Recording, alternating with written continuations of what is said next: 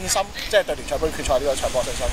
咁信心好大啦，成隊波嘅信心都係一致啦，都係希望可以，因為之前嗰兩年都係聯賽杯嗰度入咗決賽，都係飲恨攞個第二。咁今次希望可以成隊球隊一條心，可以希望喺聯賽杯嗰度攞翻個冠軍。就好似咁講啦，即係之前幾次決賽都好似爭少少。今次其實即係響透過呢啲嘅決賽學到咩教訓？今次唔好再犯，覺得。咁首先要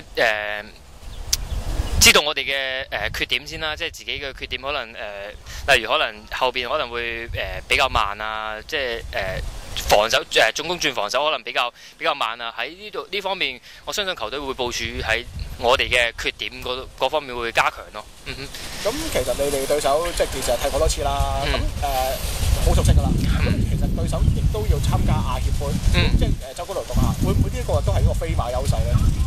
有少少啦，因為其實兩睇啦，因為如果你話傑志就可能一落去可能會攰啦，但係有一方面佢可能會啲球員可能會比較 fit 啦，即係其實兩睇啦，有 fit 同埋有攰咯，咁因應對手啦。但係我哋就唔理佢話踢亞協定係乜嘢，即係我哋都係希望可以喺呢個杯賽嗰度贏佢咯，擊敗佢。